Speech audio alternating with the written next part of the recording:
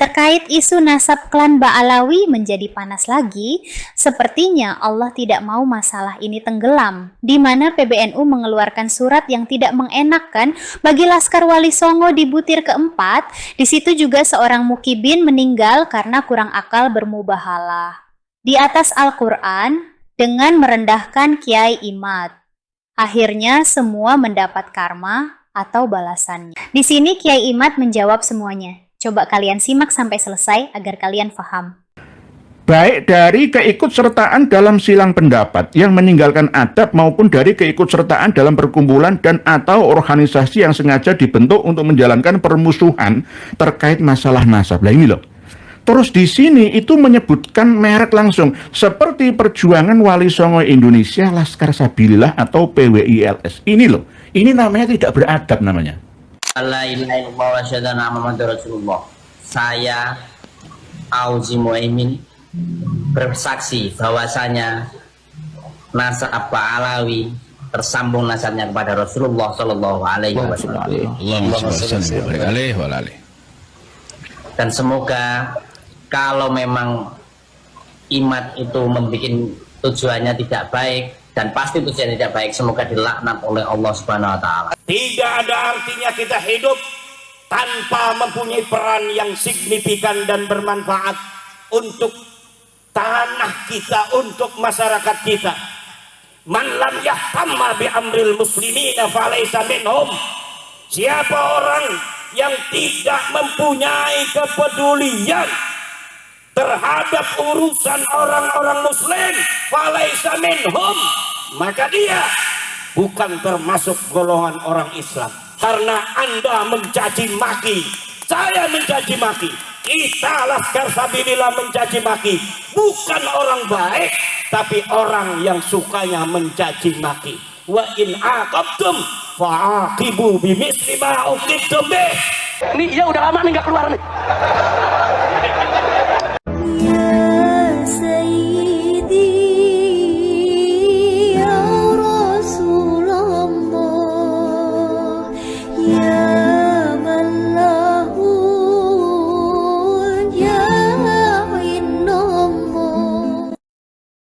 Bismillahirrahmanirrahim. Assalamualaikum warahmatullahi wabarakatuh.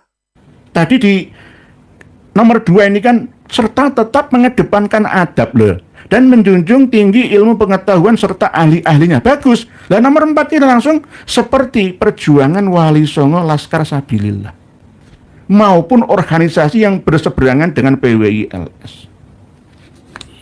Ini menurut etika ya dalam berorganisasi besar itu ya tidak boleh. Tidak boleh. Tabayun dulu, panggil ketua PWILS siapa. Saya nggak usah, saya bukan bagian dari struktur PWILS. Saya itu hanya bagian kesejarahan di pusat, di wilayah kesepuan, di daerah juga kesepuan. Itu saya. Jadi seandainya ini saya mengangkat ini, sedikit mengatasnamakan PWILS itu tidak mengapa. Karena memang PWILS itu tujuannya mulia. Tidak pernah minta tambang ya untuk dikelola demi kepentingan organisasi pribadinya, tidak, belum. Nanti kalau diajak kerjasama dengan negara untuk kesejahteraan seluruh rakyat Indonesia, oke saja. Itu. Lah ini loh, seperti Perjuangan Wali Songo ini termasuk, menyebutkan merek ini. Ini tuduhan yang penuh dengan fitnah loh ini. Bahaya loh ya. Bahaya loh. La ilaha illallah wa asyhadu anna Muhammadar Rasulullah. Saya Auzi Muaimin bersaksi bahwasanya nasab Ba'alawi tersambung nasabnya kepada Rasulullah sallallahu alaihi wasallam. Dan semoga kalau memang Imad itu membuat tujuannya tidak baik, dan pasti tujuannya tidak baik, semoga dilaknat oleh Allah Subhanahu wa taala. Amin. Gobul. Amin. Gobul. Dalilnya mana? Nggak perlu dalil. Nanggepin orang tolol itu nggak perlu dalil. Kalau kayak begitu mah nggak usah ngasih dalil, Gus. Ya, langsung aja itu. Kalau kata orang Betawi, tantang sepikul. Kalau dia menantang kita pukul. Mubalah Pak. Loh, saya sudah mubalah. Saya meyakini. Bagaimana menurut kalian sahabat muslim? Dia meninggal tidak dalam keadaan sakit, dan tidak pula mendapat ilmu hitam, tapi apakah ini sebagai bukti jelas bahwa Allah mengangkat derajat Kiai Imaduddin atas ucapannya sendiri yang bermubahalah dengan melaknat Kiai Imad di atas sumpahnya, pada akhirnya kembali kepada dirinya sendiri. Hanya Allah yang mengetahui hakikatnya, namun Kiai Imad semakin jelas dan lantang bersuara, bahkan para habib yang mendengarkan ceramahnya pasti pada sakit kepala semua karena fakta. Ulang lagi ya. Ulang. Saya assalamualaikum warahmatullahi wabarakatuh. Asyhadu an la ilaha illallah wa asyhadu anna muhammadar rasulullah. Saya Auzi Muhaimin. Saya percaya dan hakul yakin bahwasanya nasab Ba'alawi tersambung nasabnya kepada Rasulullah Shallallahu Alaihi Wasallam. Dan semoga Imad dilaknat oleh Allah. Amin. Amin. Yes. Masih gak percaya? Yes. Quran loh, gak main-main aku. Ya mau kiamat kalau mau 100 kali juga bilang itu nggak percaya mereka. Cukup 1-2 kali cukup. Apa? Kamu masih framing saya karena uang? Maaf ya, orang-orang yang pembela tesis di Bojonegoro lebih kaya saya daripada orang-orang itu. Innalillahi wa inna ilaihi raji'un. Innalillahi wa inna ilaihi raji'un. Saat ini saya itu ada di di pelosok Kediri yang asli. Jam 10 ini saya harus pulang, tapi Allah berkehendak lain.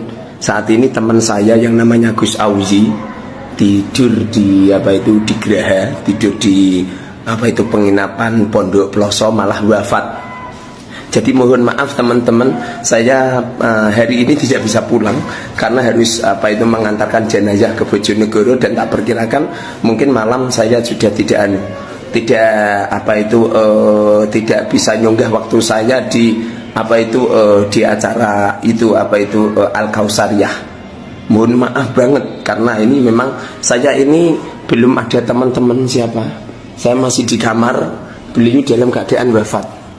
Bagaimana menurut kalian sahabat muslim, dia meninggal tidak dalam keadaan sakit dan tidak pula mendapat ilmu hitam, tapi apakah ini sebagai bukti jelas bahwa Allah mengangkat derajat Kiai Imaduddin atas ucapannya sendiri yang bermubahalah dengan melaknat Kiai Imad di atas sumpahnya, pada akhirnya kembali kepada dirinya sendiri. Hanya Allah yang mengetahui hakikatnya, namun Kiai Imad semakin jelas dan lantang bersuara, bahkan para habib yang mendengarkan ceramahnya pasti pada sakit kepala semua karena fakta.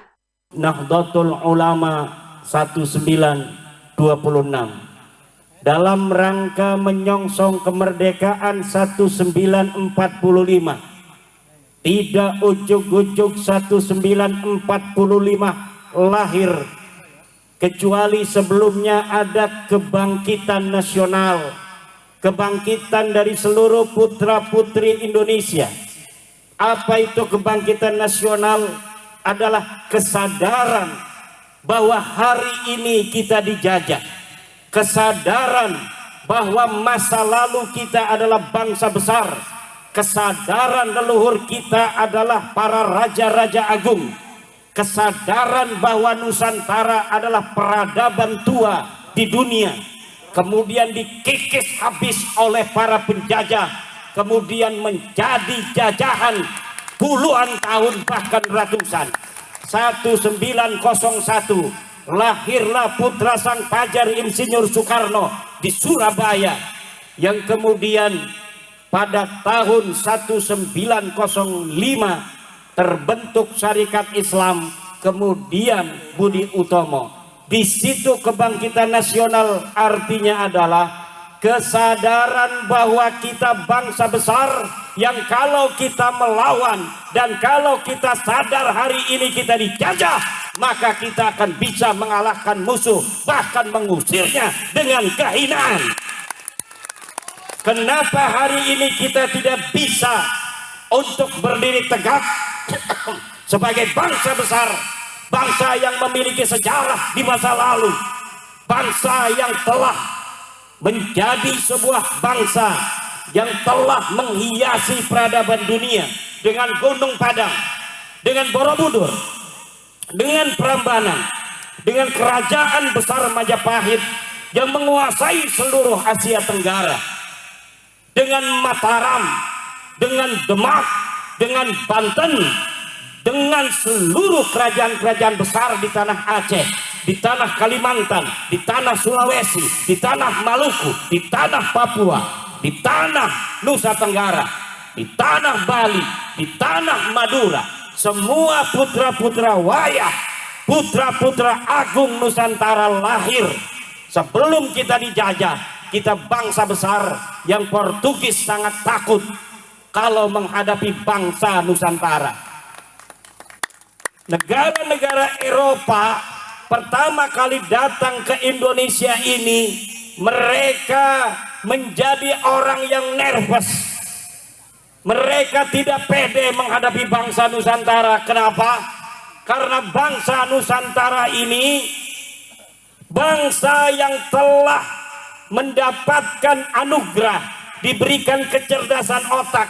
Industri perkapalan kita lebih hebat pada abad ke-15 daripada Eropa. Kapal-kapal Jepara, kapal-kapal Demak, kapal-kapal Banten itu lebih besar daripada kapal-kapal Portugis. Kemudian mereka datang ingin berteman. Mereka datang dengan sopan santun. Lama-lama mereka menguasai perdagangan. Lama-lama mereka menguasai pelabuhan. Lama-lama mereka menjalin kerjasama dengan londo-londo ireng, dengan pengkhianat-pengkhianat bangsa. Akhirnya pengkhianat-pengkhianat bangsa itu yang juga bangsa kita. Sebagian mungkin turunan zaman dulunya dia bukan orang Indonesia, itu pengkhianat-pengkhianat. Akhirnya mereka bekerja sama dengan Portugis, bekerja sama dengan Belanda, mengajak kibin-kibin Belanda, mengajak kibin-kibin Portugis untuk membangun kekuatan ekonomi di Indonesia yang dulu bernama Nusantara. Kemudian terpecah belahlah bangsa Indonesia. Sesungguhnya bangsa Indonesia ini bangsa kuat, yang apabila tidak bisa dipecah belah, maka bangsa Indonesia tidak akan bisa dikalahkan oleh siapapun, saudara. Kenapa kita bisa dijajah? Karena dulu kita mudah dipecah belah. Kenapa mudah dipecah belah? Karena kita semuanya pengen jadi ketua, pengen jadi pemimpin, betul? Kalau kita saling menjaga, kalau kita saling menyayangi, agama kita boleh berbeda, saudara. Kita tetap saudara, DNA-nya tetap DNA Nusantara. Kita mayoritas sebagai Islam, tugas kita melindungi yang minoritas. Saudara-saudara kita dari seluruh agama dan kepercayaan yang ada di Indonesia. Hanya dengan itu negara Indonesia akan selama-lamanya hidup tentram, harmonis dalam persatuan ila yaumil qiyamah. Tapi apabila sebuah agama mayoritas dia merasa mentang-mentang ada di negara Indonesia, dengan dia mayoritas, kemudian dia menghina minoritas, dengan dia merasa mayoritas, dia ingin diistimewakan melebihi semuanya, maka kalau itu diteruskan, Indonesia ini tidak akan aman dari perpecahan. Ini saya tanya saudara, apakah kalian yang hadir di sini dan seluruh bangsa Indonesia dari Aceh sampai Papua, kalian akan tetap ingin tentram seperti ini, dagang enak, tani enak, atau kalian ingin berperang seperti negara-negara lainnya? Jawab. Aman, ingin perang apa ingin tentram? Tentram. Kalau ingin tentram, hal-hal yang bisa memecah belah bangsa Indonesia ini, keangkuhan mayoritas harus dikikis habis, karena dia hanya fata morgana iblis. Bangsa Indonesia ini akan menjadi bangsa besar jika persatuan dan kesatuan kita kedepankan di atas perbedaan agama, di atas perbedaan suku bangsa, di atas perbedaan primordial. Jangan merasa orang Banten lebih mulia daripada orang Blitar. Jangan merasa orang Blitar lebih mulia daripada orang Banten. Semuanya sama di mata polisi. Kita hanya sebagai bangsa yang harus nurut. Kalau lewat lampu merah, tilang semuanya. Walaupun punya foto dengan Kapolri. Begitu. Jangan polisi ada tilang. Saya Zulfikar foto dengan Kapolri, tuh saya foto sama Kapolri. Enggak berani itu. Polisi lalu lintas. Tidak boleh begitu. Saya Zulfikar yang kenal dengan Kapolri, dengan para laskar sabilillah yang fotonya dengan saya, di mata hukum semuanya sama. Betul? Tidak boleh saya Zulfikar yang punya foto dengan Kapolri dan laskar sabilillah yang foto punya dengan Imaduddin Usman saja kemudian ditilang. Ini ada Imaduddinnya, tilang ini dengan Kapolri, tidak bisa ditilang. Tidak bisa. Di mata hukum Negara Kesatuan Republik Indonesia, dia yang berpangkat tinggi, dia yang DPR, dia yang menteri, dia yang camat, dia yang bupati, dia yang guru ngaji, dia yang laskar, dia yang polisi. Kalau dia melanggar lampu merah, maka dia harus ditilang. Ngomong saya ketua DPD PWI Kabupaten Blitar, tangkap aja kalau dia nggak pakai helm. Saya yang perintahkan, wakil ketua umum DPP PWI pusat, kalau ada laskar pakai motor tidak pakai helm, tangkap Pak polisi. Setuju? Setuju. Kalau laskar aja ditangkap, apalagi kibin yang memasukin kuburan, apalagi yang menjaga Nusantara aja. Para laskar sabilillah yang mengembalikan harkat martabat bangsa Indonesia, kalau dia tidak pakai helm maka tetap harus ditangkap. Betul? Betul. Apalagi kibin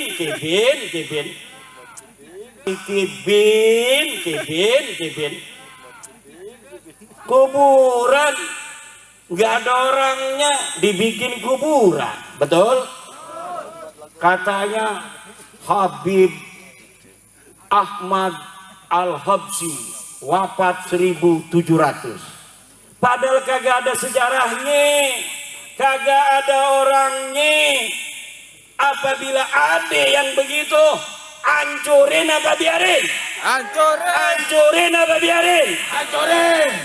Tadi Sayyid Zulfikar Asy-Syaibani mengatakan salah satu cara para musuh-musuh suatu bangsa ingin menghancurkan bangsa itu adalah rubah sejarahnya lalu kaburkan sejarahnya. Orang-orang yang berjuang di bangsa itu kemudian dianggap sebagai pecundang pada masa perjuangan, kemudian dianggap sebagai pahlawan. Ini melongok kenapa? Apakah betul ini telah terjadi di negara kita? Betul apa tidak? Kalau begitu, siapkah kita berjuang menjaga marwah leluhur kita? Siap. Menjaga setiap jengkal tanah Indonesia ini? Siap.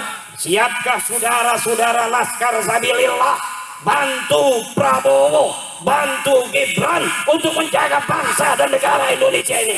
Siap. Siapkah kalian kalau negara kekurangan tentara, kemudian kalian dijadikan tentara paling depan, ditembak paling dahulu kalah? Siap?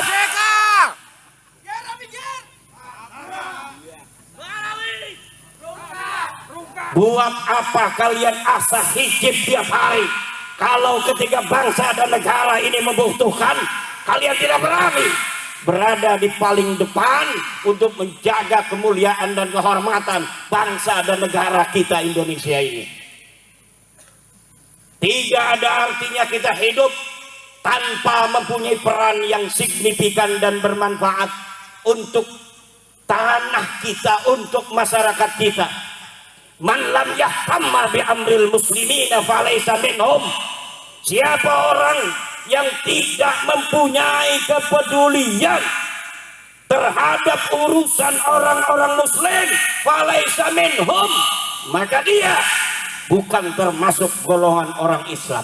Karena Anda mencaci maki, saya mencaci maki, kita Laskar Sabilillah mencaci maki, bukan orang baik, tapi orang yang sukanya mencaci maki. Wa in aqabtum fa'aqibu bimisli ma uqibtum bih. Kalau engkau mau balas, kata Al-Quran, maka balas sebagaimana perbuatan mereka. Dan kita belum seleting balasannya, ini belum selesai, saudara. Betul apa tidak? Sudah banyak yang mereka lakukan, menghina-hina para pemimpin kita, para ulama kita. Betul? Kita hanya ngomong, hei kamu bukan cucu Nabi, katanya mencaci maki. Penyok, unyil, gua kepret masuk kuburan lo. Kamu DNA-nya bukan DNA turunan Nabi, kamu bukan orang Arab. Marah. Bukan hanya Habib Utsman, semua habaib dibilang nasabnya palsu, kurang ajar. Padahal itu kajian ilmiah, saudara. Ilmiah dari mana? Lu belajar di kandang kebo. Ini ada kitabnya di abad kelima. Ahmad bin Isa kagak punya anak, Ubed.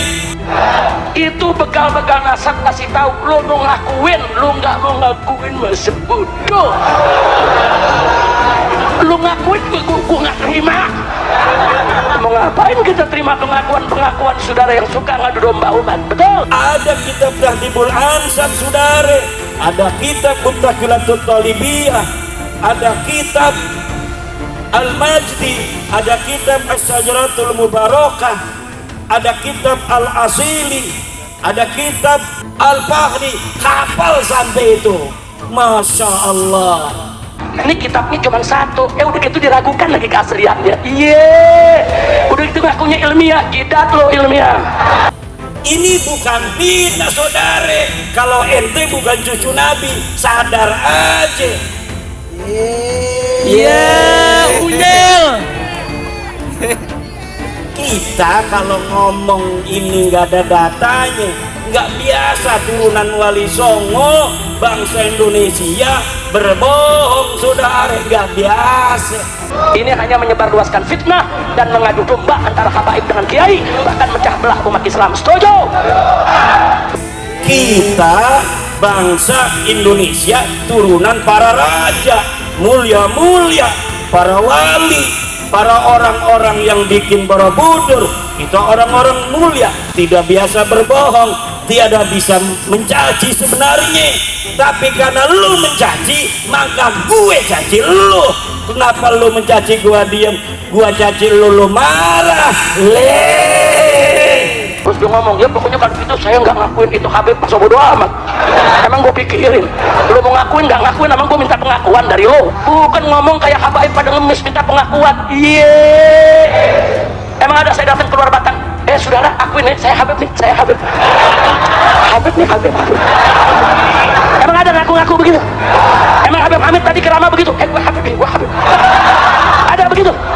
Ada. Gimana urusannya ini? Ngajak-ngajak perang sama cucu panglima perang. Aneh apa kagak?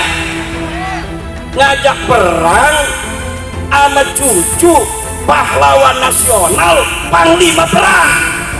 Untung gue punya jantung 11, putus 1 ada 10, putus 1 ada 9. Kalau jantung 1 udah mati dari kemarin dah. Bawaannya ngagetin dulu. Aneh apa kagak? Aneh apa kagak? Aneh. Yang nantang perang cucu panglima perang? Bukan. Apa diamannya dulu panglima perang? Nggak ada sejarahnya. Itu PKI gaya baru. Bukan, mereka bukan ahlus sunnah, bukan. Keislaman mereka juga kita pertanyakan, bukan saudara. Mereka pengadu domba umat. Yang mereka lakukan adalah saudara politik PKI. Demi Allah, saya akan hadapi mereka sejengkal pun tidak akan mundur. Di mana saja kalian masuk, saya akan hadapi mereka. Takbir, takbir. Begitu saya minta kepada semua habaib, semua kiai, semua ulama di majelis mereka, di mimbar mereka, kelompok-kelompok ini nggak boleh dibiarkan. Kelompok-kelompok ini nggak boleh dikasih panggung. Kelompok-kelompok ini nggak boleh dikasih ruang, saudara. Semua habaib harus bicara, lawan. Jangan pernah takut melawan mereka, saudara. Apa dia itu di sana itu pernah keluarganya berperang mempertahankan negara? Tidak ada. Sudah saya teliti, mereka, keluarga mereka tidak pernah sekalipun turun di medan perang. Takbir, takbir. Ketika Al-Qadiri di Yaman berperang dengan Al-Quaiti, mereka ngilang. Kalau di Yaman dia cuma nolak nasab, selesai. Kalau di sini habis nolak nasab, dia mau jamret tuh nasabnya. Betul. Habaib yang asli dibilang palsu, dia yang palsu ngaku Habib. Nih ya udah lama nih nggak keluar nih. Ketika merdeka Indonesia, setelah sebelumnya kita bangkit sebagai bangsa Indonesia, mempunyai kesadaran bahwa kita sedang dijajah, lahir Budi Utomo, lahir Syarikat Islam, lahir Muhammadiyah, lahir Nahdlatul Ulama, Sumpah Pemuda 1928. Kita sebagai bangsa Indonesia bersatu, satu bangsa, bangsa Indonesia, satu bahasa, bahasa Indonesia, satu negara, negara Indonesia. Lu ada di mana? Pesan saya yang terakhir, tolong kalau Anda mendapatkan ada orang suka ngadu domba ulama, ngadu domba habaib, mengeluarkan aneka ragam fitnah, jangan diberi panggung, jangan diberi mic, jangan diberi acara. Boykot mereka semua yang ngadu domba umat. Setuju tidak? Setuju tidak? Jangan diberikan panggung, jangan diberikan mimbar, jangan ada yang datang, saudara. Lu ada di mana? Kagak ada, saudara. 1945 Surabaya berkobar. Di Ampel itu banyak itu belawi. Apa ada satupun yang kemudian terdeteksi bahwa dari ribuan mayat-mayat putra-putri Surabaya, putra-putri Blitar, Tulung Agung itu, Kediri, Tuban, apa di situ ada yang mukanya mirip India? Kagak ada. Yang ada putra-putri Surabaya yang meregang nyawa demi bangsa dan negaranya. Yang ada adalah putra-putri Banyuwangi, Bojonegoro, Tulung Agung, Blitar, Kediri, dan lain sebagainya di Jawa Timur. Dan ada satu putra dari Cirebon yang pasukan santri, karena waktu perang itu, saudara, waktu di Surabaya itu berbagai macam pasukan, pasukan nasional, pasukan pemuda, pasukan pemuda Hindu, pasukan pemuda Buddha, pasukan Kristen, pasukan santri. Pasukan santri Nahdlatul Ulama dipimpin oleh siapa panglima perangnya? Sayyid Abbas Buntet, kakeknya Gus Abbas Buntet. Beliau belum datang, Mbah Hasyim Asy'ari. Tunggu dulu, tunggu Ki Abbas dari Cirebon sampai dia datang. Apakah itu Sayyid Abbas Buntet itu hanya dari obrolan para kiai, para ulama kepada santri, kemudian diberikan ceritanya sampai kita hari ini? Tidak, saudara. Perjuangan Ki Abbas Buntet ditulis di majalah The New York Times dari Amerika, ditulis di koran-koran Belanda, koran-koran Inggris, semua datanya lengkap. Tidak boleh seorang pahlawan kemudian dia dijadikan pahlawan sebagai pahlawan nasional, pahlawan kemerdekaan, tanpa ada data satupun yang bisa dipertanggungjawabkan. Tidak boleh pahlawan nasional diangkat hanya karena anaknya jadi menteri sosial. Tidak bisa. Tujuh. Dan saya minta semua para kiai, para ulama menyuarakan ini di atas atas mimbar. Kesian umat di mana-mana diadu. Kesian di mana-mana umat disesatkan, saudara. Jangankan umat biasa, tokoh saja ada yang tertipu, tokoh saja ada yang terpengaruh, saudara. Apalagi orang awam biasa. Maka itu tolong para habaib, para kiai, sampaikan di dakwah di atas atas mimbar. Sampaikan kebenaran, satukan ulama, satukan habaib, satukan ba'alwe, satukan seluruh umat Islam. Setuju tidak? Setuju tidak? Takbir! Mana aja ente bawa nakib-nakib dari luar negeri, suruh ngomong nasab ente para habaib itu sahih. Orang Indonesia sudah paham semua, sudah baca buku saya, ulama Nusantara mengugat nasab palsu. Datanya sudah qat'iyyud dilalah, sudah tidak bisa lagi ada celah untuk menjawab daripada terputus, dan sudah qat'inya bahwa Ba'alawi bukan keturunan Nabi. Tidak mungkin bisa untuk diganggu-gugat lagi. Nah, akhirnya sebelum kita tutup, saya barusan dapat berita duka kita. Baru saja beberapa waktu yang lalu telah meninggal dunia. Namanya Gus Auzi, beliau dalam keadaan wafat. Ini. Saya Auzi Muhaimin. Saya percaya dan hakul yakin bahwasanya nasab Ba'alawi tersambung nasabnya kepada Rasulullah Shallallahu Alaihi Wasallam. Dan semoga Imad dilaknat oleh Allah. Dan semoga Imad dilaknat oleh Allah. Imad dilaknat oleh Allah. Amin. Amin. Amin. Wes, masih gak percaya? Wes. Quran loh, gak main-mainan.